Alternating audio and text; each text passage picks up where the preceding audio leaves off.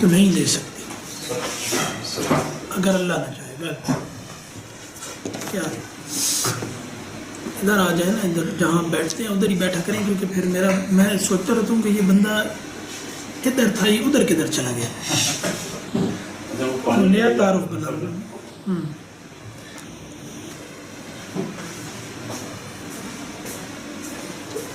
اب کچھ لوگوں کو خیال یہ ہوتا ہے کہ شاید اس سے کوئی بے عملی وغیرہ پیدا ہوتی ہے، لیکن یہ کوشش کے ساتھ ہے بس.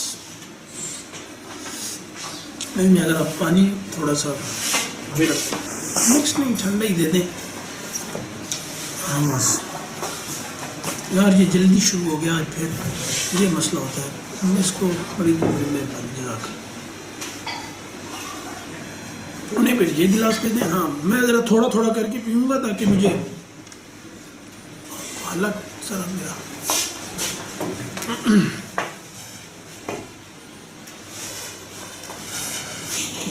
بال ذرا زیادہ ہی نہیں کچھ ہوگا. ٹھیک ہے عرفان صاحب کو سر ضرورت سے زیادہ بڑا تو نہیں لگ رہا، دماغ بڑا ہونا چاہیے.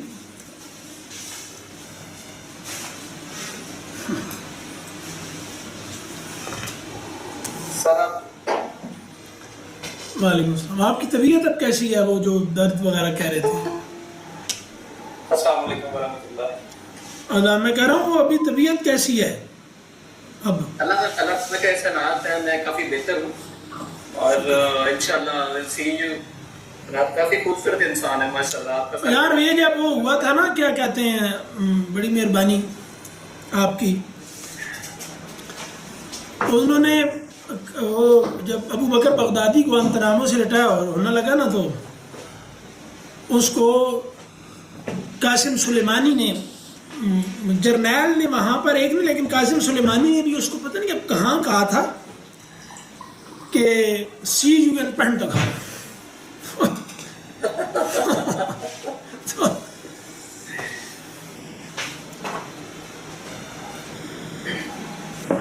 دو منٹ ہے. اللہ سبحانہ وتعالیٰ میں نے میڈیسن یوز کیا، میری ایک اسٹون ریموو ہو چکی ہے. شکر ہے اللہ. یہ بڑی تکلیف دہ نامراد تکلیف. درد کی جو کیفیت تھی وہ کافی اب بہتر الحمدللہ، اور مجھے اب درد نہیں ہے.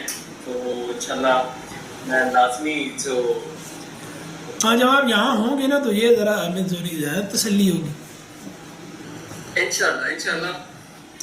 ہاں کبھی چکر لگے. کیونکہ ویکنس کافی زیادہ تھی مجھے، تو میں ابھی ٹریول نہیں کر پا رہا تھا کیونکہ میرا ویٹ لاس کافی ہوا اس میں. تو اب انشاءاللہ میں جلدی یہاں پہ آئے گا انشاءاللہ.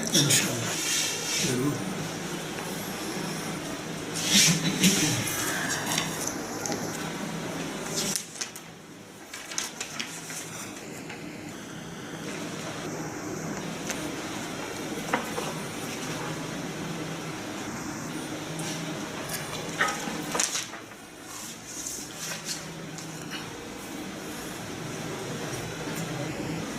کوئی نہیں، وہ اپنا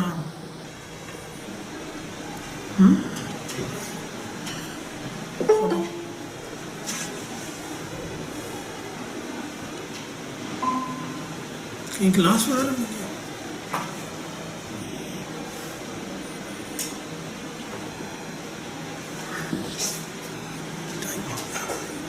کر دیا شروع. ٹھیک ہے. اچھا جی. اعوذ باللہ من الشیطان الرجیم، بسم اللہ الرحمن الرحیم.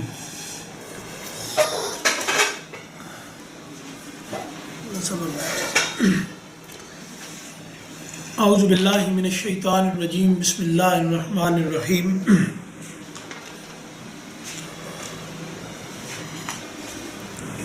یا ایھا النبی لما تحرم ما احل اللہ لک تبتغی مرضات ازواجک واللہ غفور الرحیم.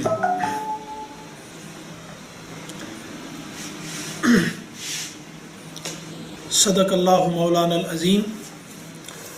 رب اشرح لی صدری ویسر لی امری واحلل عقدۃ من لسانی یفقہوا قولی. اللہم ارنا الحق حقا وارزقنا اتباعہ وارنا الباطل باطلا وارزقنا اجتنابا آمین یا رب العالمین۔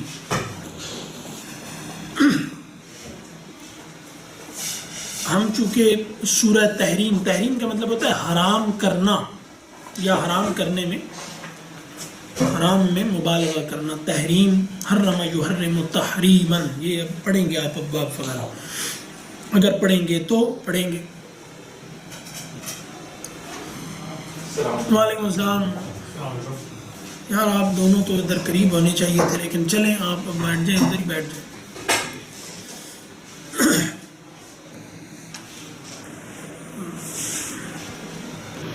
خیریت سے پہنچ گیا نا آپ لوگ؟ یہ کیا ہے؟ یہ ملٹیپل،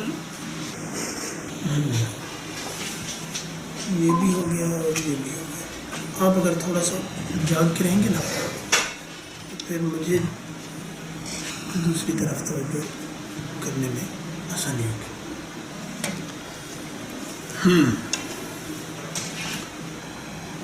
آپ سامنے آ جائیں نا، ایک آپ دو، آپ آ جائیں سامنے۔ اچھا آپ آ جائیں۔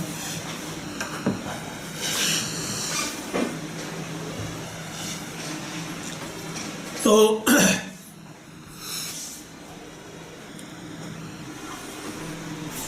یہ اب فرمایا کہ اب میں اس کو پھر سے شروع کرتا ہوں، اب انشاءاللہ میرا خیال شروع ہو جائے گا۔ وہ یہ کہ اعوذ باللہ من الشیطان الرجیم، بسم اللہ الرحمن الرحیم۔ یا ایھا النبی،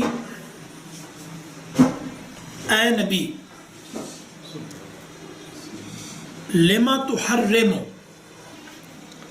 یہ حرم یحرم سے ہی تحریم ہے۔ تو لما تحرم ما احل اللہ لک، آپ اسے اپنے اوپر، اپنے لیے کیوں روکتے ہیں جسے اللہ نے اجازت دی ہے کہ آپ استعمال کریں۔ تبتغی مرضات ازواجک، اپنی بیویوں کی رضا حاصل کرنے کے لیے۔ واللہ غفور الرحیم، اللہ مغفرت کرنے والا اور رحم کرنے والا ہے، بخشنے والا ہے، مہربان ہے۔ رسول اللہ صلی اللہ علیہ وسلم کے بارے میں جب یہ کہا تبتغی مرضات ازواجک، تو یہ کوئی اس طرح کا تنقیدی تبصرہ نہیں ہے کہ جس میں کوئی خامی بیان کی جا رہی ہے۔ یہ بہت بڑی فطری خوبی ہے کہ آدمی جن لوگوں کے ساتھ رہتا ہے، خاص کر بیوی، اور بیوی کے لیے شوہر، شوہر کے لیے بیوی، دونوں اگر ایک دوسرے کی خوشی کا خیال نہیں رکھیں گے، مرضات، مرضی، رضا، خوشی، تو دونوں ایک دوسرے کا آدھا دھڑ ہیں۔ اگر ایک دوسرے کا خیال نہیں رکھیں گے، ایک دوسرے کو خوش کرنے کی کوشش نہیں کریں گے، تو بہت بڑے بڑے مسائل پیدا ہو جاتے ہیں، جن میں سب سے بڑا مسئلہ یہ ہے کہ اولاد منفی نفسیات کی پروان چڑھتی ہے۔ تو ایک فطرت پر رہنے والا آدمی وہ اپنے ہر تعلق کی رضا جوئی کی کوشش کرتا ہے، خاص کر اپنے جو اس کا جوڑا ہوتا ہے، زوج، میاں یا بیوی۔ اسی لیے آپ صلی اللہ علیہ وسلم نے فرمایا کہ تم میں سے بہتر وہ ہے جو اپنے گھر والوں کے لیے بہتر ہے، اور اس کا پہلا مطلب ہے بیویاں، مردوں کے لیے۔ اب ایک بڑی، جو بہت بڑا ایک فرق آتا ہے شادی کے بعد، وہ فرق یہ ہوتا ہے کہ عورت اپنے ایک مانوس ماحول سے ایک بالکل اجنبیت کے ماحول میں چلی جاتی ہے جہاں سب اجنبی ہوتے ہیں، اور مرد اپنی قربت کے اور انس کے ماحول میں ہی اس کو سب سے زیادہ قریب، یعنی جس قربت کا اس کو کوئی تجربہ نہیں ہوتا، جس سے زیادہ قربت ممکن نہیں ہے، لباس کہا ہے ایک دوسرے کا. تو یہ ایک بڑا شفٹ ہے کہ آپ جہاں ہیں وہاں ایک آدمی آ جائے جو سب سے زیادہ قریب ہو آپ کے لیے. اور دوسرا جو فرد ہے وہ بالکل اجنبیت کے اپنے ماحول سے نکل کر ایک نئے ماحول میں جائے تو بالکل اجنبیت کا ماحول ہوتا ہے اس کے لیے. تو یہ دو طرح کی اجنبیتیں ہیں. ایک آپ مرد اپنے ماحول میں رہتے ہوئے اس کو ایک الگ طرح کی قربت کا احساس ہوتا ہے جو اس کے لیے بالکل اجنبی ہوتا ہے اس سے پہلے، اور عورت ظاہر ہے کہ وہ بالکل اجنبیت کے ماحول میں جاتی ہے. اب اس میں ایک دوسرے کے ساتھ ہم آہنگ ہونا یہ کوئی آسان کام نہیں ہے. یعنی اگر ہم فطرت پر رہیں اور ہم یہ سمجھتے ہوں کہ تعلقات کیسے برقرار رہتے ہیں، کیسے چلتے ہیں اور کیسے گروتھ کرتے ہیں تو ٹھیک، نہیں تو تقریباً ہمارے ہاں بھی سنگل پیرنٹ فیملی وجود میں آ چکی ہے. یعنی ماں ہی ہے، ماما ماما ہوتا رہتا ہے بس. باپ تو اب بیچارہ بس کولو کا بیل ہے جس نے پیسے کما کے لانے ہیں، اور جیسے شہد کی مکھیوں کے چھتے میں نکھٹو ہوتا ہے کہ بچے پیدا کرنے ہیں، ان کے بعد مر جانا ہے. تو مرد کا تھوڑا اس سوسائٹی میں ذرا بہتر کردار ہے کہ وہ بیچارہ بس پیسے شیسے کما کے لائے، آگے اس کا کوئی کام نہیں ہے. تو اس ماحول میں یہ سمجھنا مشکل ہے اولاد کے لیے بھی، ماں باپ کے لیے بھی، کہ تعلق کی نفسیات کیا ہوتی ہے. مسائل والدین میں بھی ہیں، ماں باپ میں بھی ہیں، میاں بیوی میں بھی ہیں. تو ہر طرف ہی تعلقات بالکل جیسے ادھڑ گئے ہیں، وہ مضبوطی نہیں رہی ان میں. اس لیے یہ سمجھنا کہ تعلق میں دوسرے کی رضا چاہنا یہ بالکل فطرت پر موجود آدمی یہ کرتا ہے، یعنی بالکل کوئی غیر فطری بات نہیں ہے. لیکن رسول اللہ صلی اللہ علیہ وسلم، یعنی آپ میرے تعلق میں ہیں، اس تعلق کی جو بھی حد ہے اس حد میں رہتے ہوئے میں آپ کے تعلق، آپ کی مرضی، آپ کی رضا، آپ کی خوشی حاصل کرنے کی ہر کوشش کروں گا. ہر قدم پر میں پسپا ہو جاؤں گا جہاں میرے اور آپ کے ٹکراؤ کا امکان ہو، الا یہ کہ یہ ٹکراؤ حد توڑ رہا ہو. کیونکہ کوئی تعلق اگر وہ غیر محدود ہے، یعنی وہ حد میں نہیں ہے، تو وہ تعلق نہیں ہوتا. یعنی وہ تعلق نہیں ہوتا، وہ دشمنی ہوتی ہے، وہ عدوان ہوتا ہے، وہ بغاوت ہوتی ہے. کیونکہ تعلق جو ہے نا یہ حدود میں بنتا ہے. تعلق کا لفظی مطلب ہے حد میں رہنا. تو ہمارے ہاں تعلق کی دو شرائط ہیں بڑی، حیا اور سخاوت. تو حیا حد میں رہنا ہے، اور سخاوت یہ ہے کہ اس حد میں رہتے ہوئے جو بڑی سے بڑی قربانی دے سکتے ہو وہ تم نے دینی ہے. تو لیکن اگر حد نہیں ہے تو تعلق کہتے ہیں زنجیر کی دو کڑیوں کا آپس میں جڑا ہوا ہونا، جس سے زنجیر بنتی ہے. تو کوئی کڑی اگر دوسری کڑی کو جگہ نہیں دیتی اپنے اندر، اپنی حدود میں، تو یہ تعلق نہیں بنے گا، یہ زنجیر نہیں بنے گی. تو اب اگر جگہ نہیں دیتی ایک کڑی دوسری کڑی کو تو زنجیر نہیں بنے گی، اور اگر یہ حلقے کی حد ٹوٹ جائے تو وہ زنجیر ٹوٹ جائے گی، یہ بھی تعلق قائم نہیں رہ سکتا۔ لہٰذا اگر کسی بھی تعلق میں یہ ہو کہ یہ بلا حد ہے، یعنی کوئی حد نہیں اس تعلق کی، تو وہ تعلق سرے سے نہیں ہے۔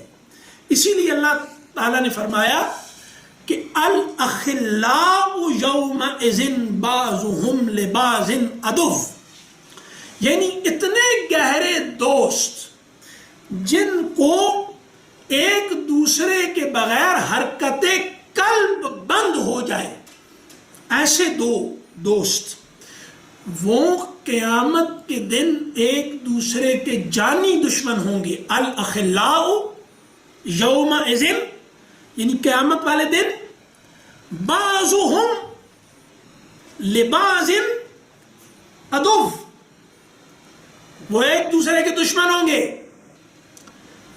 کیوں؟ کیونکہ انہوں نے اس پر کوئی حد نہیں لگائی ہوئی تھی۔ یہ بات کہاں سے نکلی؟ الا المتقین، تقوی ہر تعلق کی حد ہے، یعنی اس سے باہر تعلق نہ چلا جائے کہیں، یعنی اس حد سے تعلق باہر نہ نکل جائے، یہ تقوی ہے، تعلق ٹوٹ جاتا ہے۔ تقوی تعلق کی حد کے ٹوٹنے میں ہوشیار رہنے کو کہتے ہیں، کہ جو تعلق کے ٹوٹنے کے اسباب ہوتے ہیں ان میں ذرا ہوشیار رہنا کہ کوئی ایسا سبب جو اس حلقے کو کھول دے تو زنجیر ٹوٹ جائے گی۔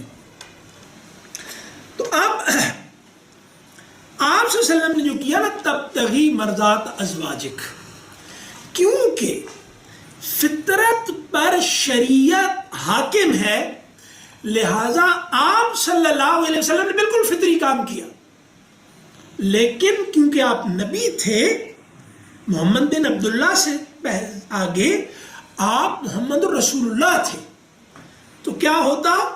یہ شریعت بن جاتی جیسا کہ ماضی میں ہوا ہے۔ تو اللہ نے کہا آپ بالکل ٹھیک کر رہے ہیں، لیکن یہ نبوت کا جو ہے نا انسانی سطح پر بالکل ٹھیک ہے، لیکن نبوت کے منصب کے جیسے ہم کہہ رہے ہیں اس میں مسئلہ پیدا ہو جائے گا۔ ہم بہت محتاط زبان استعمال کر رہے ہیں کیونکہ اللہ اپنے بندے کو ہوشیار کر رہا ہے۔ میں تو نبی کا میرا تعلق تو بہت بڑے فرق کے ساتھ ہے نا، تو اس سے زیادہ بڑا فرق اللہ اور بندے کا ہے، یعنی میرا اور حضور کا ایک فرق ہے، اس سے بہت زیادہ فرق حضور اور اللہ کے تعلق کا ہے۔ تو اس میں سمجھنا چاہیے اس بات کو۔ تو ورنہ واللہ غفور الرحیم، تو کیونکہ نام تحریم رکھا تو حلت و حرمت شریعت کا مسئلہ ہے، تو وہاں پہ کہا کہ اللہ بخشنے والا مہربان ہے۔ جہاں کہیں بھی انسانی کمزوری کا اعتبار آئے گا، یعنی لحاظ آئے گا کہ انسان اپنی کمزوریوں کی وجہ سے کچھ کرتا ہے، ہر انسان کمزور ہے، جس کو آپ عبد کہہ سکتے ہیں نا وہ بس کمزور ہے، یعنی جس کو اب کہا جا سکتا ہے، تو وہاں پر آپ کو غفور الرحیم ضرور ملے گا ہر جگہ۔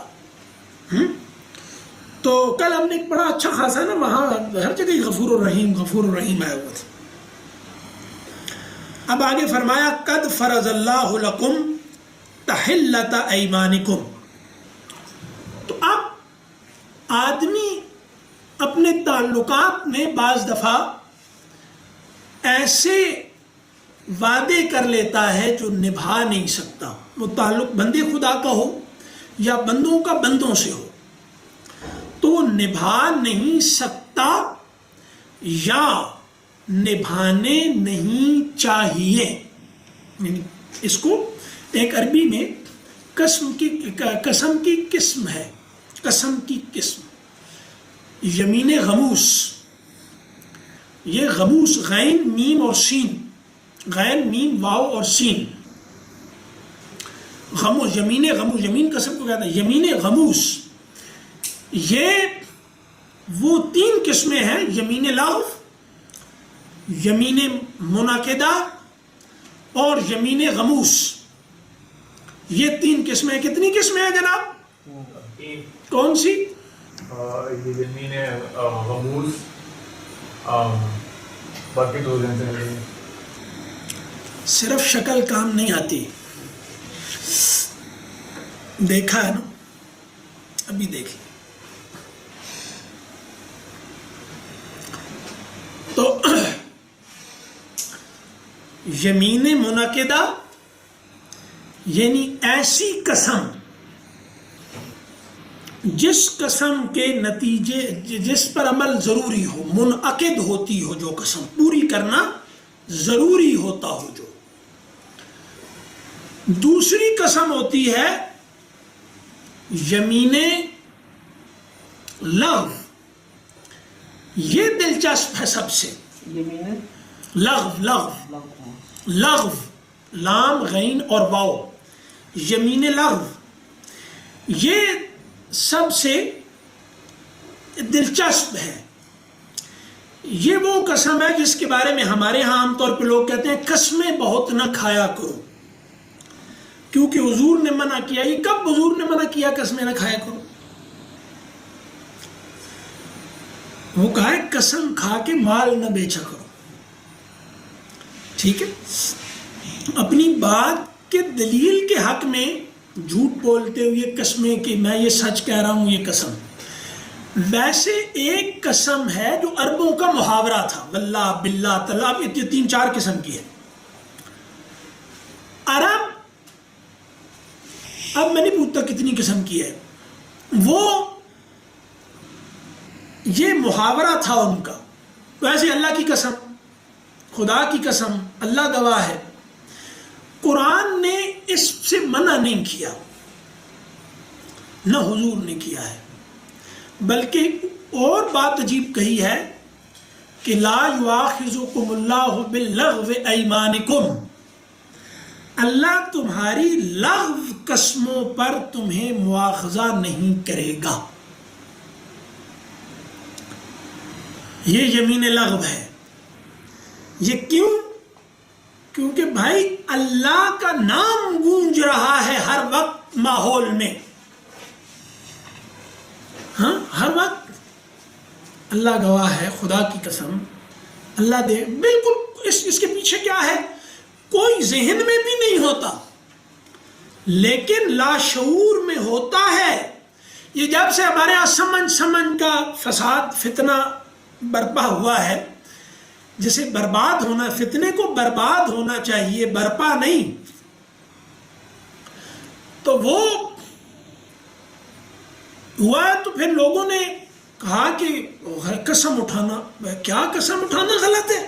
خدا کا نام بھی تمہیں تکلیف دیتا ہے کہ نام لے لیا تمہارے سامنے کسی نے، خدا کا نہیں. یہ کیا ہے؟ اللہ کا نام کیوں لے رہے ہو؟ یہ بالکل ایسی ہے جیسے میں نے ایک دن سنایا تھا نا کہ ہم جب چھوٹے تھے تو اس وقت ہم ٹی وی لگا ہوتا تھا نا جب، تو ڈرامہ چل رہا ہے مثلا. یہ مزاج ہے جو یمین اللہ قسم کسی نے کو نہیں قسم اٹھانا سخت گناہ ہے. اس کے پیچھے نفسیات یہ ہے جو ابھی میں عرض کرنے لگا کہ آذان ہوئی، ڈرامہ چل رہا ہے، ہو رہا ہے، وہ ٹی وی، لوگ باتیں کر رہے ہیں بیٹھ کے. یہ اس طرح تھا، سارے آپس میں باتیں کر رہے ہیں، فیملی والے بیٹھے ہیں، وہ کر رہے ہیں. کیونکہ اس وقت یہ تھا کہ ڈرامہ دیکھنے کے لیے سب بیٹھ جاتے تھے، وہ ایک ہی جگہ لگا ہوتا تھا. وہ سب نے اپنی اپنی الگ سے وہ کھڑیاں نہیں کبوتروں کی جو ہوتی ہیں نا، اس طرح نہیں بنا رکھی تھی. وہ اب سارے جو ہے اب اس سے بھی چھوٹی ہو گئی، مطلب ایک کمرے تو الگ ہو گئے ہیں. اب کمروں میں موبائل میں 2 بندے ہیں جو ایک کمرے میں رہ سکتے ہیں، وہ 2 موبائلوں میں گھسے ہوئے ہیں الگ سے. اب بندہ کیا کہے گا؟ تو بہت تنگ ہو گیا ہے ظرف وجود.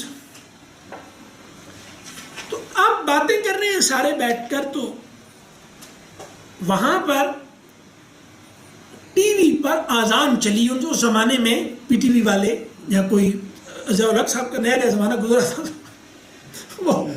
وہ ٹی وی والے بیٹھے ہوتے تھے، اذان دیتے تھے وہ جناب درمیان میں تھا، سارے گپے مار رہے ہیں.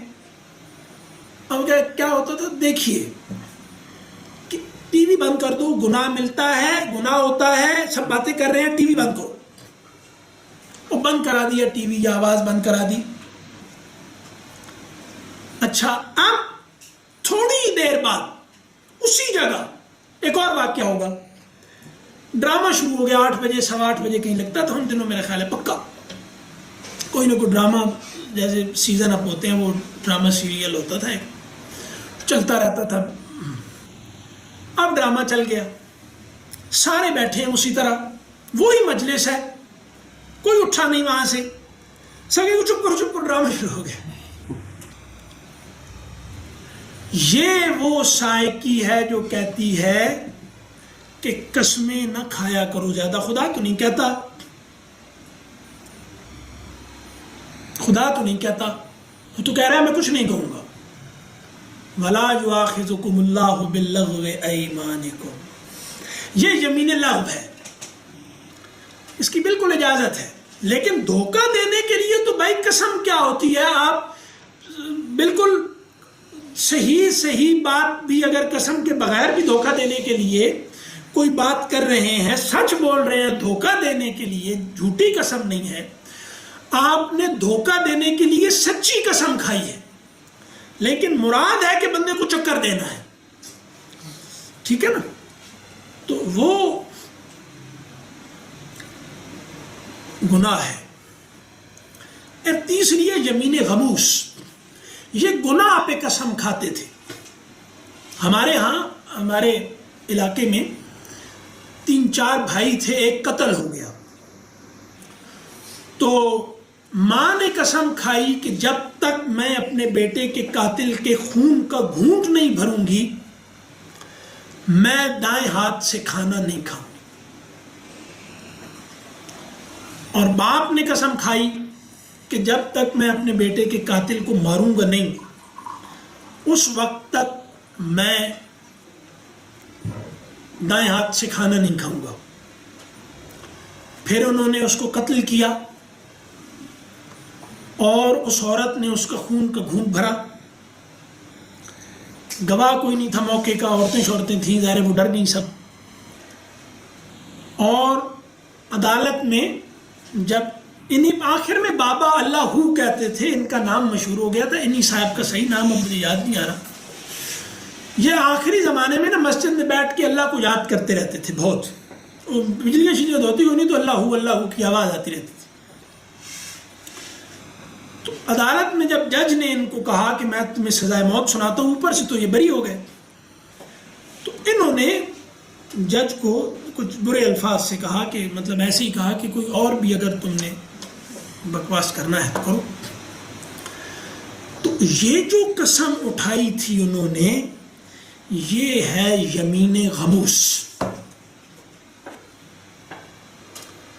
یہ یمین غموس ہے کہ آپ کوئی ایسی قسم اٹھا لیں. عربوں میں ایک طریقہ تھا کہ وہ غموس, اب مجھے صحیح لفظ یاد نہیں آ رہا, لیکن ڈبونے کو کہتے ہیں غالباً, ڈبونے. تو وہ غموس جو ہوتا کہ وہ خون بھرتے تھے, خون آدھا برتن میں, اور بازو اوپر کر کے اس میں ڈبوتے تھے ایسے اور قسم کھاتے تھے اس طرح. تو وہ عام طور پہ قسم ایسی تھی جن کو, جو ساری قسمیں ہی تھیں اس طرح کی, وہ گناہ ہی کے زمرے میں آتی تھیں. اس لیے اس کو کہا جاتا ہے کہ یہ گناہ پر کھائی ہوئی قسم ہے جس کو توڑنا ضروری ہوتا ہے. ایک یمین لغو ہے, کوئی کفارہ نہیں. ایک یمین منعقدہ ہے جس کو پورا کرنا ضروری ہوتا ہے, ٹھیک ہے, وہ جیسے وعدہ ہوتا ہے, عہد ہوتا ہے, حلف ہوتا ہے. ایک ہے یمین غموس جس کو پورا کرنا فرض ہے, یمین منعقدہ جس کو پورا کرنا حرام ہے, یمین غموس, اور جس کو کوئی ہے نہیں, نہ گناہ ہے نہ ثواب ہے, وہ یمین لغو, اسی لیے اس کو کہا گیا. وہ ہے, اور خود اللہ نے کہا نا قرآن میں باللغو ایمانکم. تو اب یہاں کیا, قد فرض اللہ لکم تحلۃ ایمانکم. قد فرض اللہ, اللہ فرض کر چکا, لکم تمہارے لیے، اب لکا نہیں کہا، حضور سے اعراض ہے، جیسے بات پھر گئی ہے اس طرف، تو وہ لکم جمع کا صیغہ ہے، اوپر لکا تھا، احل اللہ لک، یہاں کیا کہا، قد فرض اللہ لکم، یعنی تم اگر کوئی ایسی قسم اٹھا لو جو نہیں اٹھانی چاہیے تو کیا کرو، کفارہ دو۔ اب قسم کا کفارہ ہوتا ہے، وہ آپ لوگ نکال کے آرام سے دیکھ لیں، میں نے بھی نیٹ سے دیکھ کے رجسٹر پہ لکھ کے لانا تھا نا، آپ لکھ لی، وہاں کیا ہوا، تحل آتا ہے، یا وہ چیٹ کیا ہے جی پی ٹی سے پوچھے، وہ بتا دے گا 2 منٹ میں آپ، تو یہ بتائے نا تو پھر پتہ چلے گا۔ تحلت ایمانکم، تو وہ تحلہ جس سے حلال ہوتا ہو، حلت سے تحلہ ہے، گولتا ہے نا آگے آخر میں، تو یہ اسم ہے، ہاں، تو حرمو فعل ہے، اور تحلت جو حلت ہے، یعنی تحلہ حلال کرنے کا طریقہ، ایمانکم، آپ لوگوں نے مضاف مضاف الیہ یقیناً نہیں پڑھا ہوگا، آپ پڑھیں گے، تحلت ایمانکم جو تمہاری قسموں کو حلال کر دے، یعنی تم نے اپنے اوپر ایک روک لگا دی کہ میں یہ نہیں کروں گا۔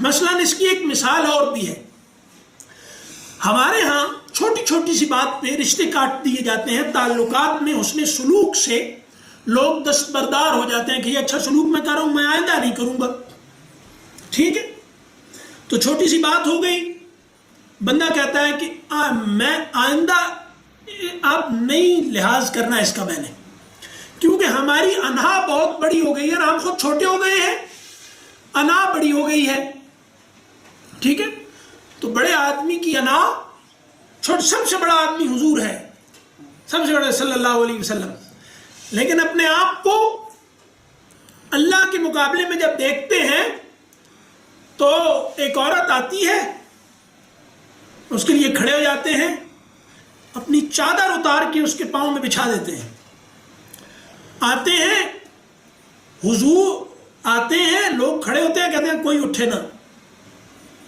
بیٹھے ہوتے ہیں، باہر سے بندہ آتا ہے، اس کو پتہ ہی نہیں چلتا، یہ کیوں ہو رہا ہے؟ یہ اس لیے ہو رہا ہے کہ وہ بندہ اپنے آپ کو دوسرے بندوں کے مقابلے میں نہیں دیکھ رہا، وہ اپنے آپ کو خدا کے مقابلے میں دیکھ رہا کہ میں تو کچھ بھی نہیں، تو وہاں پر وہ لوگ توڑ دیتے ہیں تعلقات، مطلب کسی آدمی، آپ کسی آدمی کو ہر مہینے کچھ پیسے دیتے ہیں کہ اس کی ضرورتیں پوری ہو جائیں، لیکن عام طور پر احسان لینے والے جو لوگ ہوتے ہیں نا، جو بھائی احسان لیتے رہتے ہیں بڑے آرام سے، بلکہ دل ہوتا ہے کہ یہ احسان بڑے ہی، وہ کمزور لوگ ہوتے ہیں، برے نہیں ہوتے، کمزور ان معنوں میں کہ گھٹیا ہو جاتے ہیں، یعنی جو ایک تو احسان لیتے ہیں تو بڑے ہی زیادہ ہی ہو، تو ان کو اس میں یہ چاہے یہ احسان ماں باپ کا کیوں نہ ہو، ہندوؤں کی کہاوت ہے، ہندوؤں کی انڈیا والوں سے بہت مزے، لیکن میں ہندوؤں کی کہاوت سنا، انڈیا والوں جو متاثر ہے نا آج کل، اتنا وہ کیا ہے ہو گیا اور ترقی کر گئے اتنے، وہ ان کی کہاوت میں سناتا ہوں، ہاں یہ مسلمانوں کی نہیں ہے، ہندوؤں کی ہے، کہ دینا نہ بھلا باپ کا، اس سے ہمیں اتفاق ہے، دینا نہ بھلا باپ کا، بیٹی نہ بھلی ایک، یعنی ہندو کہتے ہیں، میں نہیں کہہ رہا، تو بیٹی نہ بھلی ایک تو سیدھا حضور سے جا کے لگی ہے نا یہ بات، تو ہم تو کیا ہے، دینا نہ بھلا باپ کا، باپ بھی تمہیں دے رہا ہے اور تم لیتے ہی جا رہے ہو، اور اس کے بدلے میں کوئی ذمہ داری ادا نہیں کرے تو تم بے غیرت ہو کر رہو گے، یہ میں نے بچا گیا کہ ہو نہیں گئے، ہو جاؤ گے، اکثر کیسز میں تو ڈن لکھا ہوا آئے گا، لیکن کیا ہے کہ لینے والا جو ہوتا ہے نا، لیتا ہی رہے، کچھ دے نہیں رہا، تو ہمارے ہاں تو اصول یہ ہے کہ لو بڑھا کے دو. تو یہ تو اللہ نے جانوروں کے بارے میں کہا کہ دیکھو جانور چارہ کھاتے ہیں, دودھ دیتے ہیں, اچھے جانور ہیں جو. تو اب پالتو جانور ہیں جن سے انسان محبت کرتا ہے, وجودی منس محسوس کرتا ہے, وہ دیکھو کیسے ہیں. گھوڑے کو دیکھو تو لیتے ہی جا رہے ہیں, لیتے ہو گیا, دینا نہ بھلا باپ کا, اور مشرکوں اور کافروں اور ہندوؤں کی اگلا حصہ ہے کہ بیٹی نہ بھلی ایک. عرب بھی نہیں پسند کرتے تھے, ہندو بھی نہیں پسند کرتے تھے, ہمارے یہاں قبائلی معاشرت میں بھی نہیں. اس کی وجہ کیا ہے کہ یہ واضح ہے کہ جو بیٹیوں سے محبت نہیں کرتا وہ مشرکین کے مذہب پر ہے. اپنے تصدیق بالقلب سے مشرکین عرب آئی تھے. تو وہ کیا ہوا کہ آدمی جب جس پہ احسان کرتا ہے نا, وہ کوئی احسان جو لے رہا ہوتا ہے وہ کوئی اعلیٰ عظیم انسان نہیں ہوتا, وہ لیے ہی جا رہا ہے.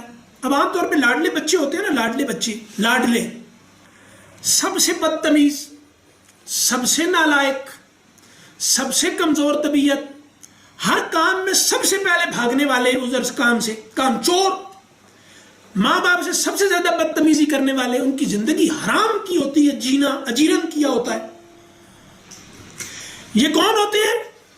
لاڈلے. لاڈلے کون ہوتے ہیں؟ بس دیتے رہو, مانگو کچھ نہیں. یہ دنیا ایسی ہے نہیں کہ بس تمہارا کام ہے ہمیں دیے جاؤ. ہم جو اپنی مرضی سے پیدا ہوئے تھے تو بھائی تم اپنی مرضی سے پیدا نہیں ہوئے تو اب تمہیں مار دوں, ٹھیک ہے. پھر جس کی مرضی سے پیدا ہوئے تھے اس کی مرضی تم پہ نہیں چلتی, ٹھیک ہے. تو اب اس کی مرضی, یعنی وہ اب پابند ہے اپنی مرضی کو پورا کرنے کا. تو اگلی مرضی اگر اس کی یہ آئی کہ یار یہ غلط پیدا ہو گیا, اس کو مار دو, ٹھیک ہے. اب نہیں, میرا جینا حق ہے. تو جیسے ہی تم کہو کہ یہ میرا حق ہے تو اسی لمحے تمہارے اوپر کچھ فرض ہو جائے گا, ورنہ حق مت کیا کرو. اچھا, تو کیا ہوتا ہے, آپ حضرت ابو بکر صدیق ایک صاحب کی امداد کرتے تھے. حضرت عائشہ میں جب الزام لگا تو حضرت ابو بکر صدیق رضی اللہ تعالی عنہ کہ افضل البشر بعد الانبیاء, ان کے دل میں ایک خیال آیا کہ میں آئندہ اس کی مدد نہیں کرنی. اللہ نے روک دیا کہ نہیں, ٹھیک ہے. تو آدمی بعض دفعہ ایسے ارادے کر لیتا ہے, ایسی قسمیں اٹھا لیتا ہے جو اسے نہیں اٹھانی چاہیے, اللہ اسے اجازت نہیں دیتا. تو رشتہ داروں میں, تعلقات میں بندہ کہتا ہے کہ میں تمہاری شکل نہیں دیکھوں گا آج کے بعد. دوستیوں میں, تعلقات میں, ماں باپ کے ساتھ, بہن بھائیوں کے ساتھ یہ ہوتا ہے. تو یہ قسمیں پوری کرنا ضروری ہوتا ہے, یعنی کفارے دینا ہے. یہ منہ سے گوشت نہیں آتی, یہ منہ سے گوشت ہے, یہ جو جس میں آپ کہہ رہے ہیں کہ پوری کرنا قسم ہوتی ہے, لیکن اس کا کفارہ دینا ہوتا ہے. تو یہ کہہ رہے قسمیں میں تو نہیں آتی, نہیں تیسری جن کو پورا کرنا چاہیے وہ تو ہے نا منعقدہ, ایک اس کو سمجھ رہے ہیں کہ شاید گناہ کی قسم ہوتی ہے نا, نہیں, ایک قسم ہوتی ہے جس کو آپ گناہ کر کے پورا کرتے ہیں, ٹھیک ہے, گناہ کر کے پورا کرتے ہیں, وہ نہیں کرنا. یمین لغو میں ایسا کچھ بھی نہیں ہوتا, کوئی ارادہ نہیں. یمین لغو غیر ارادی قسم ہوتی ہے, لیکن یمین غموس پورے ارادے کے ساتھ ہوتی ہے اور وہ غلط ہوتی ہے. اب فرمایا واللہ مولاکم, آدمی اپنے تعلقات میں وعدے کرتا ہے, کچھ توڑنے ہوتے ہیں, کچھ نبھانے ہوتے ہیں. تو اب سب سے مشکل کام ایک مرد کے لیے اور ایک عورت کے لیے ہوتا ہے اپنے साथ यानी और मर्द के लिए बीवी, बीवी के लिए मर्द, अगर इन दोनों के ताल्लुकात ख़राब हो जाएं किसी सबब से तो ज़िंदगी जहन्नम हो जाती है। आदमी जिंदा नहीं, उसकी ज़िंदगी में कोई राहत नहीं रहती। इसलिए लोग क्या करते हैं कि गैर ज़रूरी फरमाइशें भी पूरी करने में लगे रहते हैं। किसकी? बीवियों की और बच्चों की। वैसे तो हुजूर ने फरमाया सबसे बेहतर सदका वो है जो तुम अपनी बीवी पे करो। यहाँ सदका खैरात के हमारे लोकल मानों में नहीं है, अपने ऊपर भी लगाया हुआ सदका है। लेकिन हराम हलाल की तमीज छोड़ दो औलाद और औलाद के लिए और बीवियों के लिए, तो मर्द आम तौर पर बीवियों के सामने बहुत कमजोर होते हैं, जो नहीं होना चाहिए। यानी हम ये नहीं कह रहे कि औरत मर्द के सामने, मर्द औरत के सामने, दोनों को नहीं कमजोर होना चाहिए अल्लाह की हुदूद में, लेकिन इसमें मर्द बहुत कमजोर होता है, बहुत पिसता है, बहुत ज्यादा। इसलिए अल्लाह ने यहां क्या कहा, वल्लाह ये बातें ड्रामों में नहीं आती और यूनिवर्सिटी के निसाब में भी चूंकि नहीं लिखी हुई, और लोग भी चूंकि स्क्रीन से देखकर और ड्रामा देखकर और फिल्म में और माहौल से सुनकर फिर करते हैं बात, तो इसलिए कुछ सही बातें बिल्कुल नामानूस हो गई हैं। तो कुछ हमारा ज़हन लतीफ़े पढ़ पढ़ के बना हुआ है, कुछ हमारा ड्रामे देख देख के, फिल्में देख देख के बना हुआ है, तो हम वो सारी जुगाली वही करते रहते हैं। वो हम मान गए बस ऐसा ही होता है, ऐसा नहीं है। औरत बच्चों के बाद बहुत मजबूत हो जाती है और मर्द बहुत कमज़ोर हो जाता है। अल्लाह ने वैसे नहीं कहा कि तुम्हारे बीवियों और बच्चों में से तुम्हारे दुश्मन हैं, ये तुम्हें कमज़ोर करके खुदा से दूर कर देते हैं, बेबस कर देते हैं। या आम तौर पे आपको मर्द कोहलू के बैल क्यों नज़र आते हैं? आम तौर पे शहरी मर्द तो मर्द बेचारे रहे ही नहीं। अब क्या करें, अब सही बात तो करें, ये बेचारे तो किसी अपने हक पे इसरार कर ही नहीं सकते। भाई सारे हक पे इसरार करते हैं ना, बच्चे भी करते हैं, औरतें भी करती हैं, खुदा भी करता है, रसूल भी करता है। तो अगर एक मर्द मस्कीन अपने हक पे इसरार कर ले तो ये और क्यों हो गया? तो वो आप आम तौर पे देखेंगे, देख लें, उनका कोई काम नहीं है। जैसे वो तांगा होता है ना पुराने जमाने में, तांगा देखा है, आंखें दोनों तरफ से ये लगा हुआ है ऐसे, और बस टक टक टक टक टक टक रोड पे बस यही मुंह का चारा पड़ा हुआ है और उसका काम ये है बस। तो अक्सर व बेशतर बेचारे जो हैं ये मफलूकुल हाल, तरस आता है इन पे कि ये अपने हुकूक फ़राइज़ क्या अदा करेंगे, जिम्मेदारियां, ये तो हुकूक से ये क्यों हो गया है इनके साथ? ये बीवी बच्चों से डरते हैं। बिल्कुल सही बात है। मतलब ये आपको किसी को अगर बुरी लग रही है अभी कि भाई मुझे किसी ने एक दफ़ा कहा कि भाई बात ठीक है लेकिन ज़रा सख्त है, तो बात यह है कि ये जितने साहब हैं ना, साहब लोग, साहब, ये आम तौर पे आप देखेंगे कि ये बहुत डरते हैं बीवियों से, बच्चों से बहुत डरते हैं। यही वो सबब है जहाँ पे अल्लाह ने कहा तब्तगी मर्ज़ात अज़वाजिक। ये बहुत अच्छा है, बीवी बच्चों से डरना बहुत अच्छा है। हर गैरतमंद आदमी अपनी बीवी से डरता है, हाँ ये बहुत ठीक है। और अपने बच्चों से भी कि ये कहीं पटरी उल्टी पे ना चढ़ जाए। लेकिन ये डर शरीयत या रिवायत की हुदूद में रहते हुए होता है ना। ये डर जिबिल्ली कैसे हो गया? यानी तुम्हारा ये इंस्टिंक्ट में डर घुस गया, ये कहाँ से आ गया? ये तो आदमी, यानी जैसे हम कहते हैं कि औरत को औरत होना चाहिए, मर्द को मर्द होना चाहिए। यानी कोई औरत की बात पसंद नहीं करेगी और उसको तो कहे कि ये तो औरत नहीं है, गाली लगेगा ना। تو ایسے اگر کوئی کہے کہ یہ مرد نہیں ہے تو یہ بالکل یہ بھی گالی لگنی چاہیے. تو جس میں ڈر عورتوں اور بچوں کا انسٹنکٹ میں اتر جائے یہ تو مرد نہیں رہتا. یعنی ایک ہے یعنی ڈر فطری ہی انسٹنکچوئل ہی ہوتا ہے, لیکن یہ کہاں سے آ رہا ہے یہ دو طرفہ ہوتا ہے نا, کبھی ادھر سے کبھی ادھر سے. یعنی جبلت کا ڈر کبھی آپ کے نظریے میں گھس جاتا ہے, اور نظریے کا خدا کو کس نے دیکھا ہے, یہ عقیدے کا ڈر ہے, یہ جبلت میں گھس آ جاتا ہے اتر آتا ہے یہاں تک. تو یہ دو طرفہ ہوتا ہے, آدمی کو یہ درجہ ادھر سے تھوڑا ہوتا ہے. ٹھیک ہے, تو اب اس لیے فرمایا کہ واللہ مولاکم, ولایت کا اصل تعلق یہ کسی سے نہیں, اور سب سے بڑھ کر میں کہتا ہوں بیویوں اور بچوں سے ہوتا ہے, مرد کا سب سے زیادہ.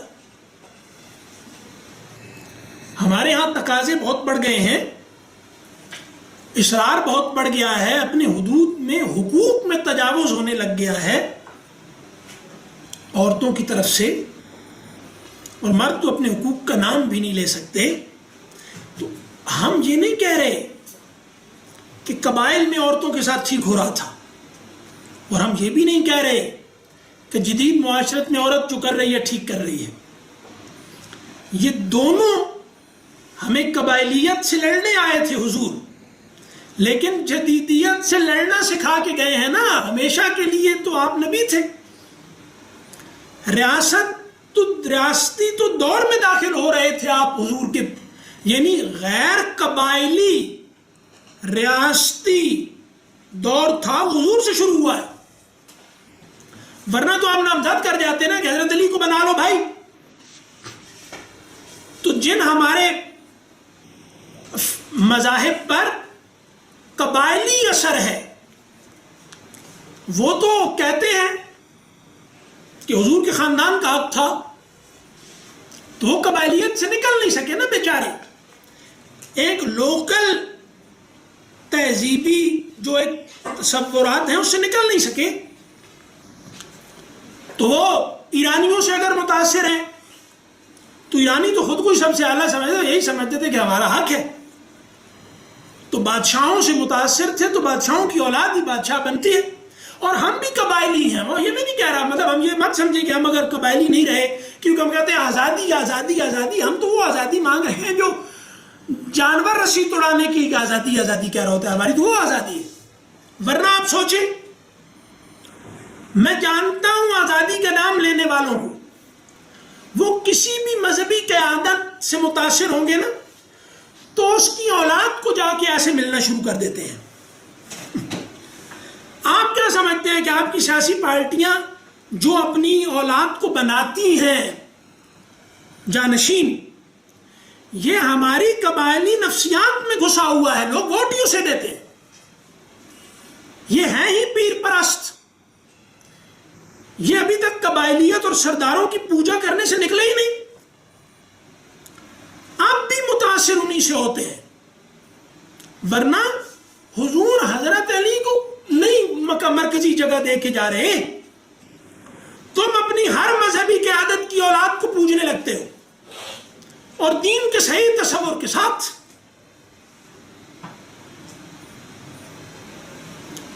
کہاں ہے؟ تو وہ اللہ نے فرمایا واللہ مولاکم, محبت غیر ضروری بیویوں سے بھی مت مانگو اور اس کے اسیر مت ہو جانا. اور بچوں کی, مرد اتنا پستا ہے نا کہ وہ بیوی اور بچوں کی محبت کا محتاج ہو جاتا ہے.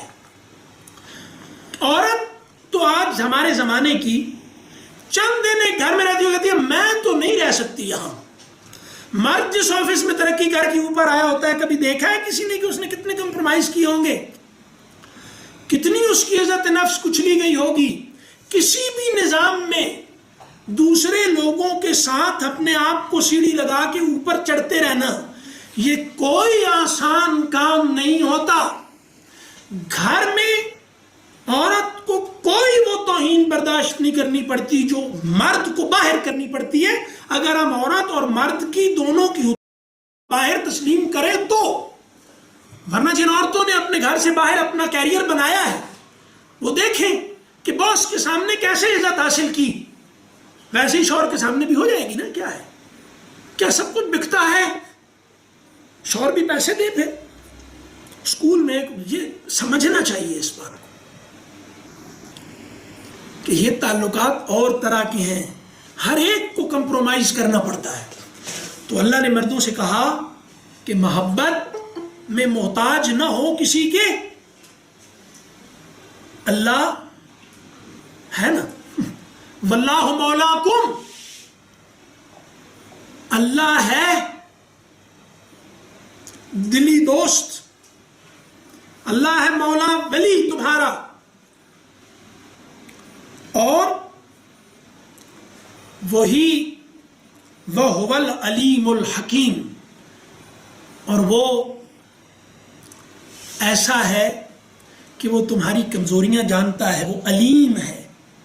اس لیے تمہیں، اگر تم نے اپنے گھر والوں کی محبت میں اسے چھوڑا تو وہ رات پڑنے سے پہلے اگر ان پہ چھت گرا دے تو تم کچھ نہیں کر سکو گے.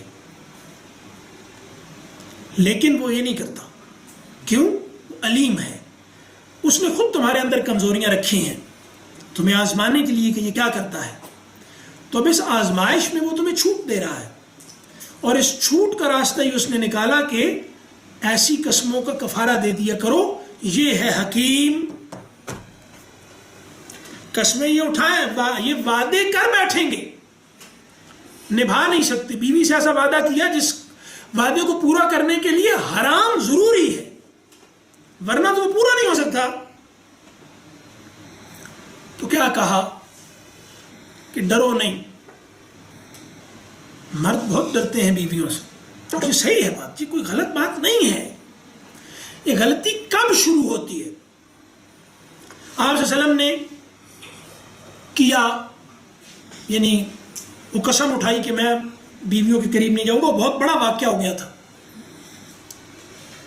29ویں دن نیچے اتر آئے بیویوں کے پاس، تو سب نے کہا کہ حضور مہینہ پورا نہیں ہوا. تو حضور نے کہا مہینہ کبھی 29 کا ہوتا ہے کبھی 30 کا، میں نے 29 کو ترجیح دی ہے، مہینہ ہو گیا. یہ کیا ہے؟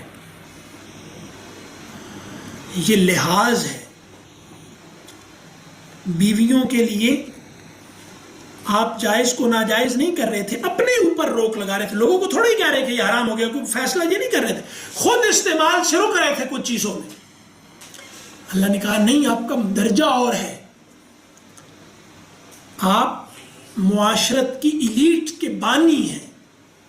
معاشرت کا، قیامت تک کی معاشرت کا سب سے اوپر کا جو طبقہ ہے نا، وہ آپ پیدا کر کے جا رہے ہیں، جو قیامت تک کے لیے سب کے لیے وہ بطور طبقے کے رہنما ہوگا.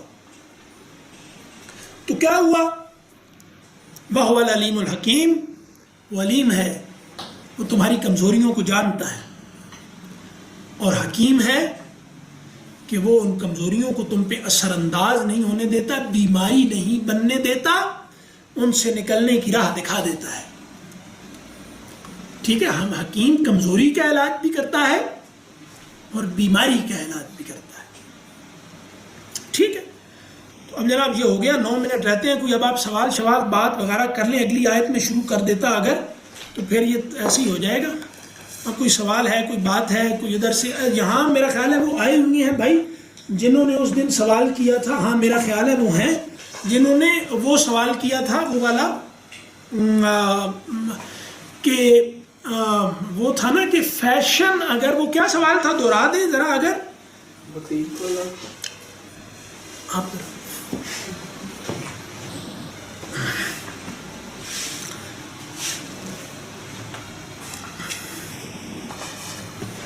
وہ سوال اگر دوہرا دیں جو اس دن کیا تھا اور کلاس ختم ہو گئی تھی، تو یہ وہی دوہرائیں جنہوں نے سوال کیا تھا، کوئی اور نہیں. وہ ذرا اپنی بات بندہ ذرا زیادہ بہتر بتا سکتا ہے. تو بس اگر وہ بتا دیں تو ہم پھر اس جواب پہ جاتے ہیں.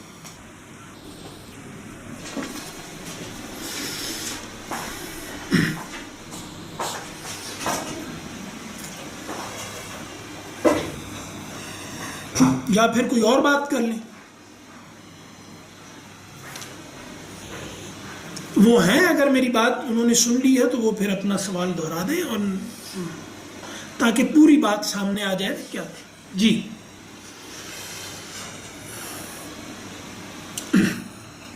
کوئی اور بات, کوئی رہنمائی, کوئی اصلاح, کوئی کمنٹ. 7-8 منٹ رہتے ہیں, کچھ بھی ہے, مت تعریف نہ چاہے کریں. سر وہ سوال مل گیا. آپ نہیں, آپ وہ جو سوال تھا وہی. اس کو بھی بند, اس کو بھی بند کر. وہ تو آپ کو بھی پوچھ رہے تھے. اب میں آپ کو بتا ہی دوں کیونکہ ہم لوگ, میں یہ دیکھ رہا تھا کہ جنہوں نے سوال کیا ہے انہیں خود سوال یاد ہے. یہ دیکھنا کوئی بری بات تو نہیں ہے. جی اچھا یہ ان کا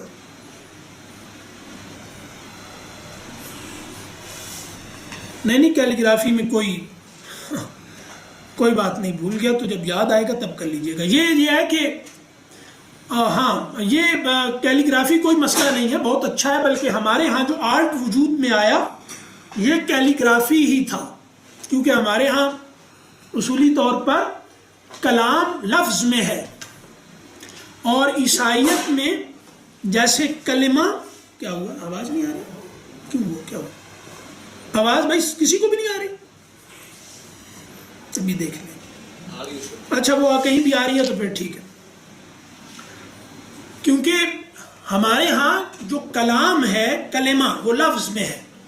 عیسائیت میں یا اس سے پہلے وہ صورت میں تھا, انسان میں صورت میں تھا.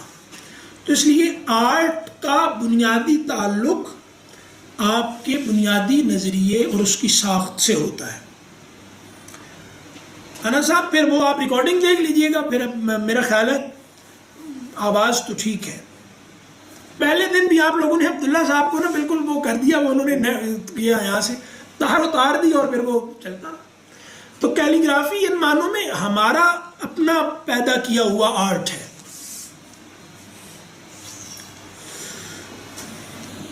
سے موٹیویٹ ہو کے ایک چیز اور چیز اس کے میں کیا ہے یار, یہ کدھر ٹک کریں گے یہاں, ایک منٹ دیکھیں یہ ہو جاتا ہے. اچھا ہاں جی, یہ تو کچھ سمجھ نہیں آ رہی ہے یار, آپ ادھر آئیں, ذرا اس کو کچھ سیٹ کریں. کیا ہے اس یہ تھا کہ نہیں ادھر یہ سوال ابھی کوئی اور آیا ہے. میری یادداشت اتنی اچھی نہیں ہے لیکن ہفتہ تو چل ہی جاتی ہے. نہیں آپ بیٹھے. اچھا اس میں کیا لکھا ہوا تھا یہ ابھی ادھر, یہ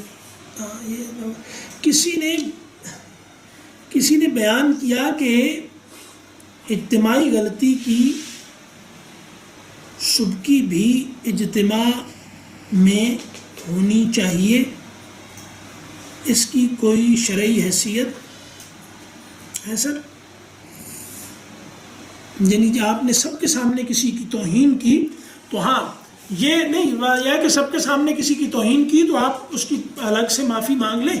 اس کا مطالبہ ہو تو پھر سب کے سامنے ظاہر ہے کہ وہ اس پہ شرط پہ معاف کر رہا ہے تو پھر وہ کر لیں, کوئی بات.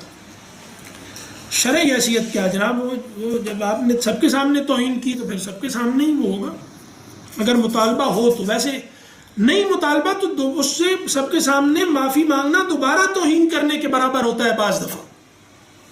کہ آپ نے ایک جگہ میری توہین کر دی, اب لوگ بھلا گئے اور آپ کا اسلام جاگا 4 دن کے بعد, آپ نے سب سے کے بعد نے کہا کہ یار اس دن میں نے, بلکہ ہمارے یہاں تو شرارتی لوگ یہ کرتے ہیں کہ وہی گالی دیتے ہیں, وہ کہتے ہیں کہ یار اس دن تمہیں یہ گالی دی تھی بڑی معذرت, اور دوسرا کہتا ہے وہی گالی دے کہ یہ گال خبردار اس کو مت دینا. تو اس لیے وہ یہ ہے کہ اگر کسی کی توہین کر دی تو پھر اس سے معافی آپ تنہائی میں ہی مانگ لے تو اچھا ہے, اور وہ خود اگر بہتر سمجھتا ہے کہ سب کے سامنے پتہ نہیں, لیکن دوبارہ معافی مانگنی نا جناب اس غلطی کی. اب اس میں شرعی حیثیت میں کیا بتاؤں, یہی سے حیثیت سمجھ لیں کہ دوبارہ جب آپ اس سے معافی مانگیں گے تو آپ اس کی دوبارہ توہین کریں گے, اور لوگوں کو اگر کوئی بھول گیا پھر یاد کرا دیں گے. تو یہ سمجھداری کے خلاف ہے. شرعی تو بعد میں ہوتا ہے نا، کیونکہ شریعت سمجھدار لوگوں سے بات کرتی ہے. تو پہلے شریعت کم از کم ہم سے یہ تقاضا کرتی ہے کہ تم سمجھدار ہو، تو پھر کہتی ہے کہ اب سمجھدار کو ہدایت دی ہے. یہ ہاں بے وقوفوں کو زمانے پہ چھوڑ دیتی ہے کہ کٹ کھاؤ اور پھر جب سمجھدار ہو جاؤ گے پھر آنا. اس سے اوپر کا بھی کیوں ہے؟ اوپر بھی ایک کوشچن ہے. اچھا، اسلام سے موٹیویٹ ہو کر ایک چیز اور وہی چیز اسلام میں ہو بٹ کوئی ڈیزائنر اسے مارکیٹ میں لانچ کرے اور تب آپ اسے فالو کریں تو وہ کیسا ہے؟ ہاں یہ بات میں اس پہ نا پورا اتنی ساری بات بنا کے لایا تھا. ٹائم کتنا رہتا ہے یار؟ ٹائم دیکھیں اس کو اس کے مطابق پھر کریں نا. 2 منٹ رہتے ہیں، بس 2 منٹ میں بات کرتے ہیں. وہ یہ کہ کسی بھی فیشن کو فالو کرتے ہوئے 2 باتیں ذہن میں رکھیں. ایک تو فیشن ہوتا ہے کمین جو ہوتے ہیں نا ان کے لیے ہوتا ہے عام طور پہ کہ وہ اس کو فالو کرتے ہیں. مطلب جو ہوتے ہیں نا بڑے لوگ وہ فیشن تخلیق کرتے ہیں، لیکن جو چھوٹے چھوٹے ہوتے ہیں وہ پھر دیکھ کے نقل کرتے ہیں کہ وہ میں یہی کر لوں تو میں بھی وہ ہو جاؤں گا. تو ایک تو یہ ہے کہ فیشن اور سٹائل میں فرق. ہر آدمی منفرد ہے، اسے اپنی انفرادیت پہ جیسے اصرار کرنا چاہیے، ہر معاملے میں انفرادیت پہ اصرار کرنا چاہیے. تو یہ کوئی چیز مجھے اچھی لگے گی. اب سارے ہی سدیش بنے ہوئے ہیں حافظ، اور سارے ہی شرائم بنے ہوئے ہیں، اور سارے یہ کیا ایک عجیب کارٹون بنے ہوئے ہیں سارے. یہ تو ایک مسخرہ پن ہے. دوسرا عام طور پہ ہم دیکھتے ہیں، میں ابھی کیونکہ یہاں ہے کوئی نہیں تو میں کہہ دیتا ہوں، اور جو وہاں ہے وہ مجھے پتہ نہیں، میں ختم ہوں. اس کو آن کریں دوبارہ. یہ بھیجیں، اس سوال کا جواب دینا بہت ضروری ہے. یہ میں پہلے سے آیا تھا، انہیں یاد ہی اتنی دیر میں آیا تو میں کیا کروں، زیادہ لیٹ ہو جائے گا. میسج بھیجیں اور یہ کہیں کہ اس کو ابھی فالو کریں اور کلاس میں آئیں، اور ادھر سے بھی کچھ کر دیں. اب آپ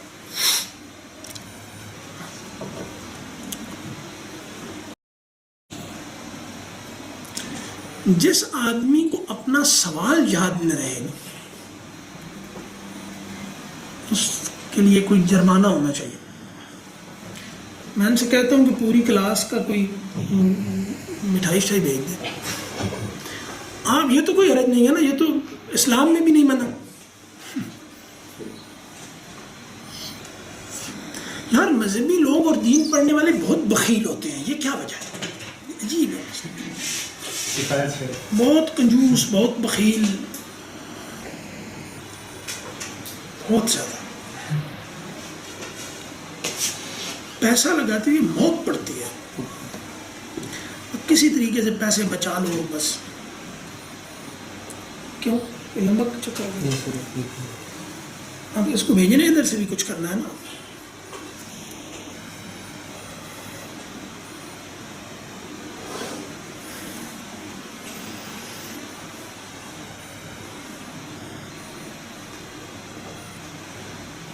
ہمارے ایک دوست تھے، وہ بڑا اچھا ایک لطیفہ سناتے تھے. وہ انہوں نے خود ایجاد کیا تھا.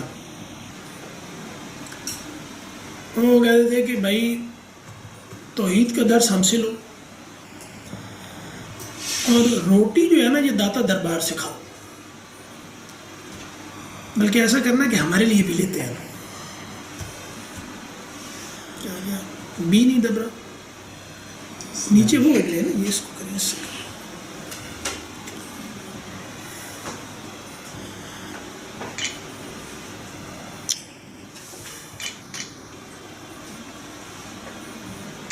سارے ہی نیا بنائے کچھ. جی سر، نیا لنک. یہ جواب بہت ضروری ہو گیا.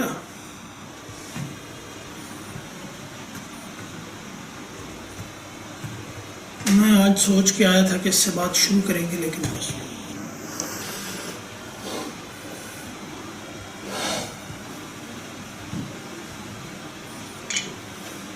میں ایک جملہ بول دیتا ہوں، اس کی پھر تشریح کریں گے کہ اپنے تہذیبی اوضاع پر اصرار غیرت اور حیات دونوں کا تقاضا. اس میں وہ چوغے والے بھی آ جائیں گے.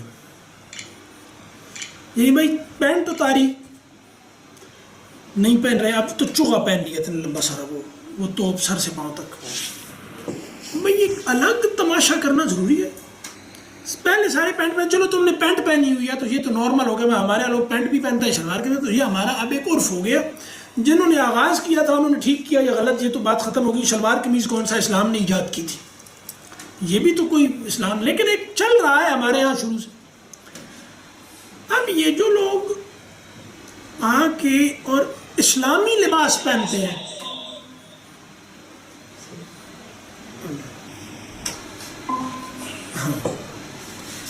یہ اب آواز جاری ہوگی, اب اس پہ بات کرتے ہیں.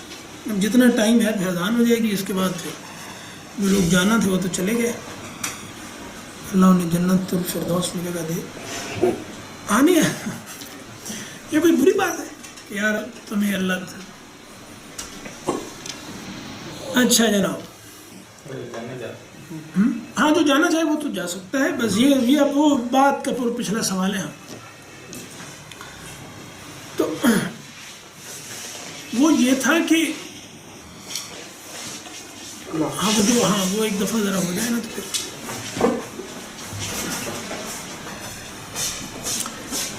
اس میں ایک سوال چونکہ یہ ہے کہ جو لوگ فیشن مذہب کے مطابق ہو تو اسے اختیار کر لینا چاہیے. تو پہلا تو یہ ہے کہ ہمارے ہاں فیشن مذہب کے مطابق نہیں ہے. اس کی وجہ واضح بتا اس لیے رہا ہوں کہ کیا ہم مطلب تھک گئے ہیں اشاروں میں, اشارہ میں کسی کو سمجھ نہیں آتی. فیشن مذہبی ہمارے ہاں نہیں ہے.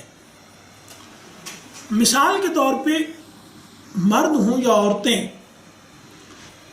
ان دونوں کے فیشن کے بارے میں نا, جدید فیشن کے, کل فیشن کے, چاہے وہ مذہبی ہے یا غیر مذہبی, اس کے بارے میں ایک بات سب مانتے ہیں کہ یہ فیشن باڈی کلٹ کا فیشن ہے. ہم جس میں رہتے ہیں ہمیشہ سے, ہر تہذیب جو اس سے پہلے روایتی یا مذہبی تھی, اس میں باڈی پر روح یا کوئی اور عقل یا کچھ بھی جو غیر مادی ہے وہ اصول کے طور پہ نافذ ہوتی تھی. اب باڈی شیم کے خلاف بھی بولنا شروع کر دیا انہوں نے, اور ایک پورا یعنی جسم کے ماحول میں یہ سب کچھ ہو رہا ہے. اور فیشن جسم کو زیادہ سے زیادہ اٹریکٹیو بنانے, اور میں اس میں آپ کو ایک دلچسپ بات بتاتا ہوں جو آپ کو پتہ ہوگی, غور کرنے والے لوگ جانتے ہیں کہ چہرہ انسانی جو ہے نا, یہ اسی سے وجہ سے, جیسے اللہ کا بھی استعمال ہے, تو چہرہ ذات کی علامت ہوتا ہے, اور ذات اصولی طور پر آج سے پہلے یعنی پچھلے ادوار میں یہ غیر مادی ہوتی تھی, چاہے یہ اصول ہوتا ہو یا روح ہوتی ہو یا کچھ بھی ہوتا ہو, لیکن ذات مادی نہیں تھی. تو چہرہ ذات کی علامت ہے. تو آپ دیکھتے ہوں گے کہ MMA آئی, مکس مارشل آرٹس, اس میں منہ بگاڑ دیتے ہیں بالکل. یہ مردوں میں آیا اور عورتیں بھی اس طرف جا رہی ہیں. عورتوں کا عبایا آیا, اس میں چہرے کو ڈھانپا ہے لیکن باڈی نہیں ڈھانپی. پوائنٹ یہ ہے, یعنی عبایا باڈی کو نمایاں کرتا ہے, چہرے کو چھپا دیتا ہے, جسم کو نمایاں, اور جسم کے ان علاقوں کو جن کے لیے خاص طور پر شریعت کی ہدایت ہے کہ اپنی اوڑھنیوں سے اپنے سینے ڈھانپ لو. میں دین کی کیونکہ بات کر رہا ہوں نا, تو میں نے تو دین کی بات کرنی ہے, میں وہ جو تھوڑا ہی کہہ رہا ہوں کہ وہ تو جدیدیت یا مابعد جدیدیت یا جو بھی کہہ لیں, انہوں نے یہ جسم کی تہذیب ہے, باڈی کی تہذیب ہے. تو اس میں آپ دیکھیں گے کہ جسم کو زیادہ زیادہ خوبصورت بنانا, نمایاں کرنا, اور جسم جب مرکز میں آئے گا تو جسم کا مرکز مرکزی حیثیت اختیار کر جائے گا، یعنی جنس. مرد اور عورت کا جنسی فرق جسم کا جہاں ہوتا ہے وہ مرکز میں آ جائے گا.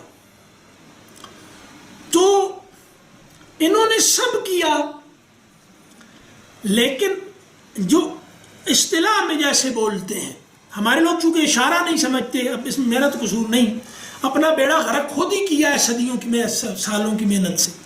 سالوں کی مطلب ایئرز. وہ اس لیے وہ یہ کہتے ہیں کہ اب اشارہ نہیں سمجھتے نا تو انڈر ٹون خاک سمجھیں گے کہ انڈر ٹون کیا ہوتی ہے. پورے جدید فیشن کی جس میں ہم رہ رہے ہیں اس پر فیشن انڈسٹری کا اجماع ہے، کنسنسس ہے کہ اس کی انڈر ٹون سیکسول ہے.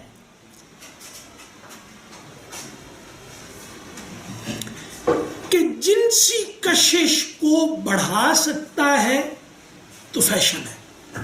اور فیشن کی کل سرگرمی اس وقت، چاہے وہ مذہب کے نام پہ ہے چاہے اس کے علاوہ، اس سب کا اصرار ہے جنسی کشش بڑھانے پر. اور مذہب کیا کرتا ہے؟ جنسی کشش کو غیب میں رکھ کر پرکشش بناتا ہے، ولگر نہیں ہونے دیتا اس کو. تو سارا یہ ہے. مردوں میں دیکھ لیں، میں تفصیل میں نہیں جاتا، ظاہر ہے اس موضوع پہ تو کوئی یونیورسٹی کرائے نا تو پی ایچ ڈی کروا لے مجھ سے، کرواتے نہیں ہیں، اس پہ کوئی دیکھ نہیں. تو اس لیے دو باتیں ذہن میں رکھنا ضروری ہیں. ایک، اپنی انفرادیت پہ اصرار کریں کہ یہ مجھے اچھا لگتا ہے، یہ مجھے نہیں لگتا. اور اچھا لگتا ہے کا معنی بس اچھا لگتا ہے، یعنی یہ میری جنسی کشش بڑھاتا ہے، یہ نہیں. اس کو سمجھنا ہے کہ یہ حد لگا دی میاں اور بیوی تک، باقی ہمارا پورا محرم نامحرم کا تصور اسی کشش کی حدود پہ تو کھڑا ہے. اور آپ کا پورا جو یہ تشہیر کا نظام ہے کہ یعنی جس کی بنیاد پر ساری دنیا میں ایک بڑا شیئر مارکیٹ کا بک رہا ہے، وہ یہ ہے کہ جسم کو زیادہ سے زیادہ پرکشش بناؤ اور یا پرکشش دکھاؤ. اللہ کی قسم کر کے کہہ رہا ہوں کہ شادیوں کے ٹوٹنے کی سب سے بڑی وجہ یہ ایڈورٹیزمنٹ ہے. یعنی اس کو ایڈورٹائز کر کے انہوں نے اتنا اعصاب پہ سوار کر دیا اور باڈی کو اتنا آئیڈیل بنا دیا کہ، اور انسان ہے ہی نارمل آدمی تو ہے ہی ایسا کہ انہوں نے اتنا کر دیا کہ احساس کمتری میں مبتلا کر دیا مرد کو بھی عورت کو بھی. یہ ہے آپ کا فیشن کا پورا نظام کہ آپ لباس پہن کر بھی ننگے ہوں. مردوں اور عورتوں دونوں پہ حضور نے لعنت کیا. لعنت کہتے ہیں خدا سے خدا کی رحمت سے دوری کو، اور میاں بیوی کا تعلق سب سے بڑی خدا کی رحمت ہے، یہی ٹوٹ جاتا ہے. کیوں؟ وجہ کیا ہے کہ انہوں نے باڈی کو اتنا آئیڈیل بنایا کہ اور دکھایا اتنا کہ وہ تو ہے ہی نہیں. فیشن تو یہ کر رہا ہے، وہ باڈی تو ایسی ہوتی ہی نہیں ہے، ہو ہی نہیں سکتی. لیکن انڈسٹری نے اس طرح کر کے دکھایا کہ لوگ احساس کمتری کا میں مبتلا ہو گئے. اب شرم آتی ہے یہ بتاتے ہوئے کہ عورتوں کی احساس کمتریاں کیا ہیں اور مردوں کی کیا ہے. اب اس احساس کمتری کو اگر دیکھیں تو اس پوری کا دائرہ کھینچیں گے اگر، تو بس اس کو لکھیں تو وہ باڈی کی ڈی کی کرو میں آ جائے گا.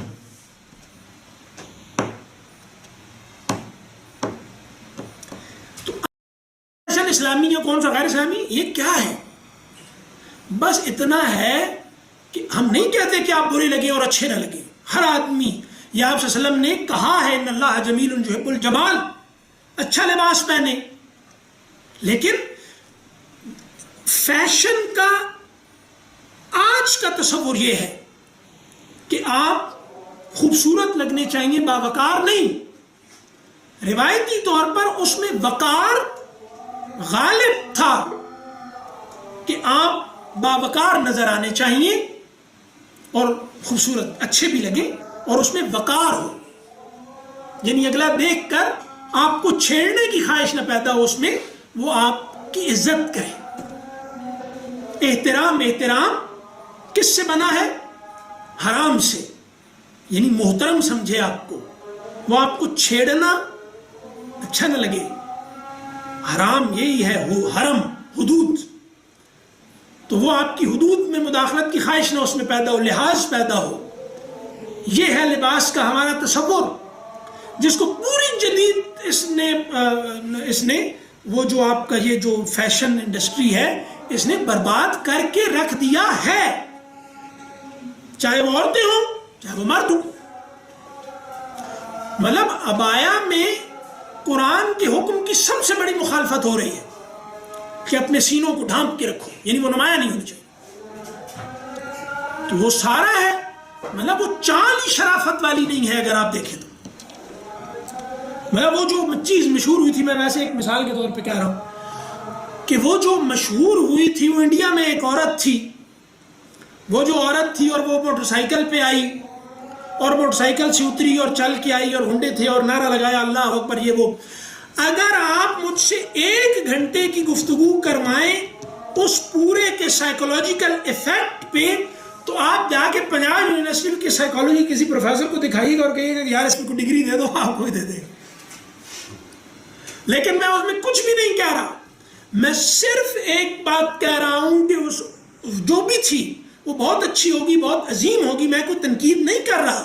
میں صرف یہ کہہ رہا ہوں کہ آپ صلی اللہ علیہ وسلم اس کو موٹر سائیکل سے اتر کر چلتا ہوا آ کے دیکھتے تو روک دیتے کہ وہیں رک جاؤ. حضرت عمر دیکھتے، حضرت عائشہ دیکھتی تو منہ پھیر لیتی.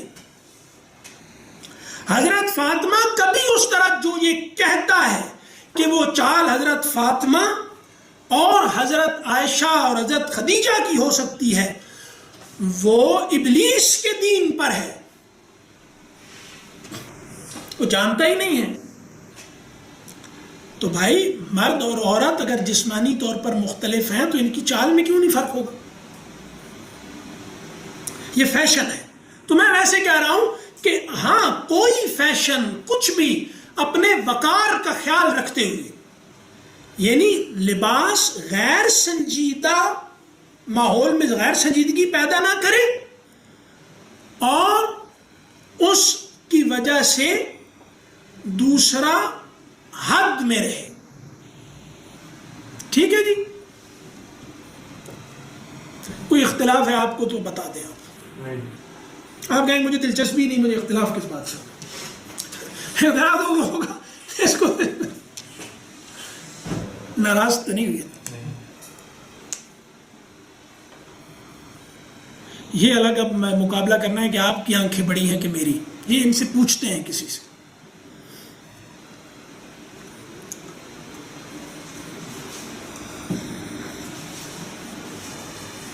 آپ بتائیں یار کس کی آنکھیں بڑی ہیں، میری کہ ان کی؟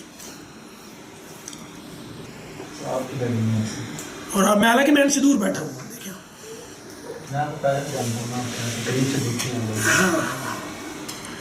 صحیح ہے، چلے ٹھیک ہے جناب، السلام علیکم.